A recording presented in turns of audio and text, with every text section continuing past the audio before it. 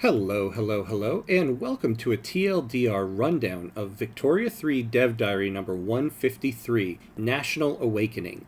After the long and barren silence from the dev team after the release of Charters of Commerce, today we got a massive update on the next DLC coming for Victoria 3, National Awakening. This will be a flavor pack for the Balkans region. However, as with any DLC release, there will be a free update that accompanies it, the 1.10 update. So if you're a busy gamer on the go and don't have time to read the dev diary, here is a quick TLDR rundown of what was discussed. As always, a link to the full dev diary is in the description, and I highly recommend you read it, especially since I feel almost embarrassed calling this a TLDR rundown considering this was a very short dev diary. Probably the biggest announcement of this dev diary is the release date for National Awakening and the 1.10 update. They will both be coming out on September 23rd, a little under 2 months from now. This will be an immersion pack and a free mechanic update called 1.10.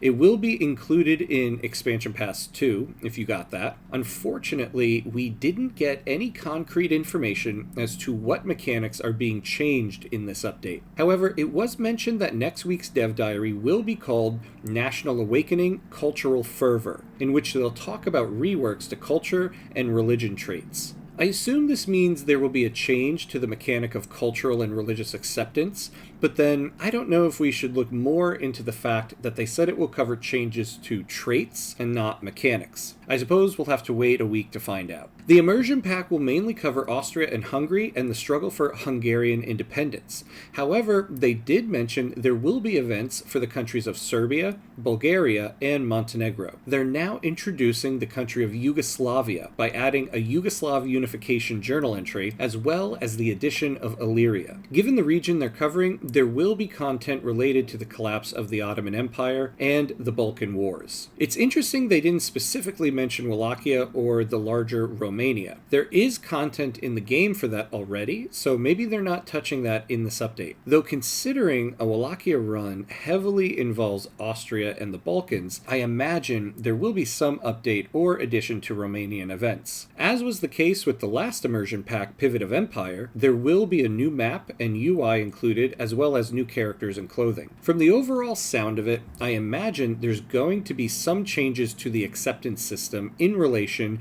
to a new mechanic involving nationalism, meaning not just scripted journal entries for specific countries, but a mechanic that can apply to any country you play as. This is my speculation and not something specifically mentioned in the dev diary, but I think it's pretty well implied. Like I said, this was a very short dev diary, more of an announcement for the DLC and a release date, which again is September 23rd. We're now going to have regularly scheduled dev diary releases, so stay tuned for future TLDR rundowns. That's it for now. As always, be awesome.